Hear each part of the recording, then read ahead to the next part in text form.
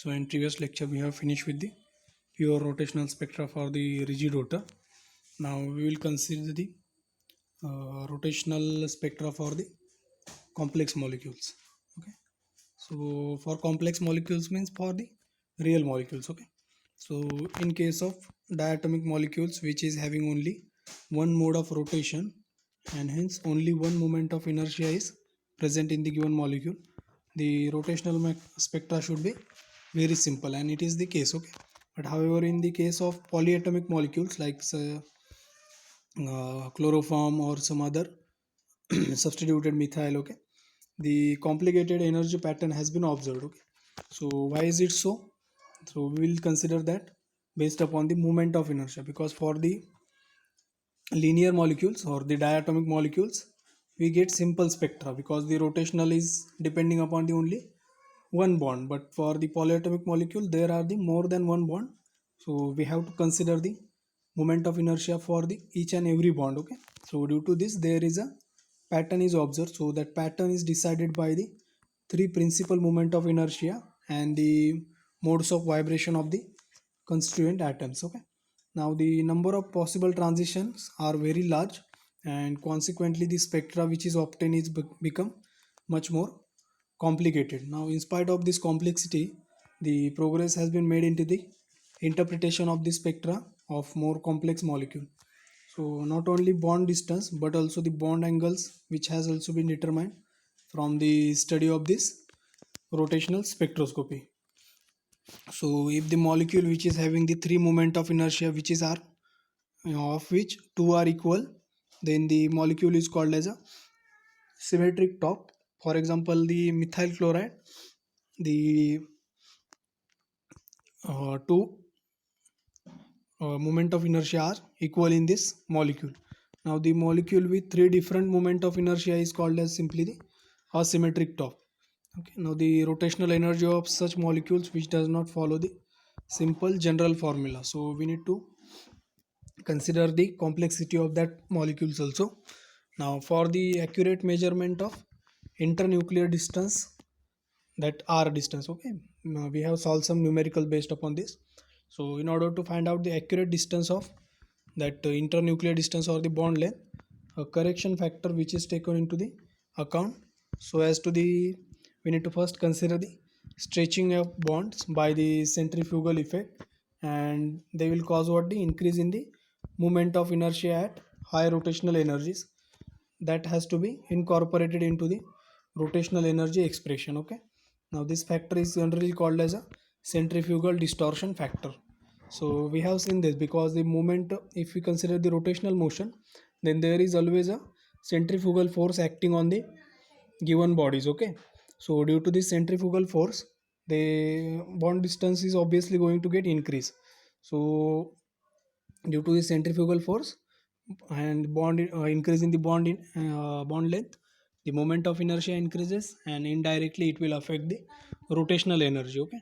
But there is a certain attraction of the molecules, okay, or the atoms in the given molecules. So there has to be certain attraction, and that attraction will again resulted into the some contraction of the bond also. So there is a certain vibration that also we need to consider. Okay. So we have just considered the rigid body. So these are the certain limitations of the rotational spectroscopy. Now one important factor that is again, or the one important relation is the isotopic shift or the isotopic effect in the rotational spectra, because we know that the molecules or the atoms which are obtained in the natural form are consisting of its various isotopes. Okay. So it is not the pure form of the any one particular atom, it is having certain its own isotopes. So we have to consider also this isotopic effect, because it will indirectly affect on the rotational motion, because rotational motion is depending upon what moment of inertia. So the presence of isotopes in the given molecule will bring about the change in the reduced mass of the molecule. So the internuclear distance is being practically unaltered, but the moment of inertia will changes due to the change in the masses of the atoms, okay, that has been involved in the rotational motion. So this will brings about the change in the moment of inertia and the rotational energy. So the frequency of separation of the successive lines in the rotational spectra of isotopic molecules will not be the same one. So the presence of isotopic atoms may be modified with the frequency of the spectra that has been produced supplementary line in the given spectra. So due to the presence of these isotopes, like consider for the carbon, that is C12 and C13, these are the two isotopes more prominently evident. Okay, C14 is also there, so here it should be C. Okay, C12, C13 and C14 is there, but the amount of C14 is quite less, say around 1% only. So we just consider these two isotopes. So the lines on the rotational spectra of carbon monoxide were found to be get modified. Why is it so? Because we are having the two isotopes, prominent isotopes of the carbon. So this effect of isotopes on the rotational spectra, which was first observed by the Ames, and the theoretical basis was put forward by the Mulliken. Okay, so these two scientists have put forward the theory of this rotational spectra for the uh, complex molecule involving the various isotopes. Okay, now the rotational constant, which is being what, inversely proportional to the moment of inertia, because formula for B is what, h upon 8 pi square I into C. So therefore the heavier the isotope molecule which has the larger moment of inertia, they will having the smaller value of B. So as a result, the frequency of separation between the successive line, which will depend upon the value of B, will be smaller for the heavier isotopic molecule than for the lighter isotopic molecule, because B is inversely proportional to I. So small is the difference in the frequency of separation which has been utilized to determine the isotopic masses. So isotopic abundance can be determined from the intensity of the rotational spectral lines. Okay, so if you want to find out the isotopic masses, then simply use the moment of inertia formula based upon the rotational constant values.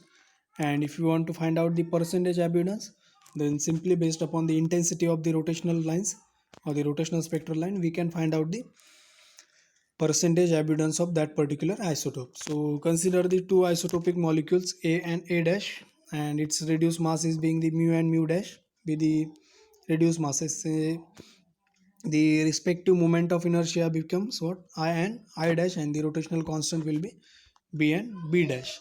So these are the certain derivational assumptions.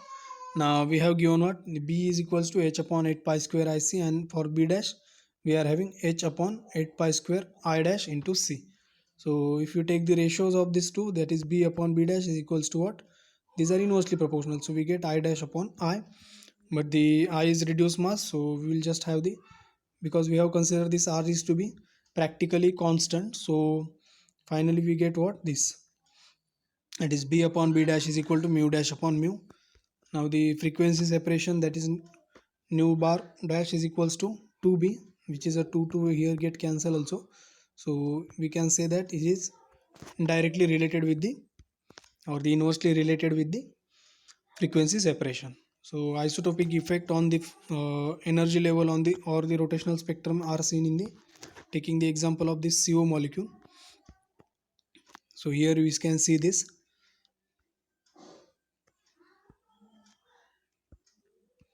So here if we are considering the ideal molecule, then it is the lines of spectra, and if we are considering the molecule with isotopes, that is CO 13. Okay, if carbon is having this 13 atomic weight, then we get the different lines. Okay, these are separated by some other distance, or they have been moved from its original position. So the frequency separation of the successive line in the rotational spectrum of that carbon monoxide has been obtained by using this rotational spectrum. Okay, so here we can see this, the energy difference is also decreasing, because it is again inversely proportional with what, the isotopic weight or the moment of inertia.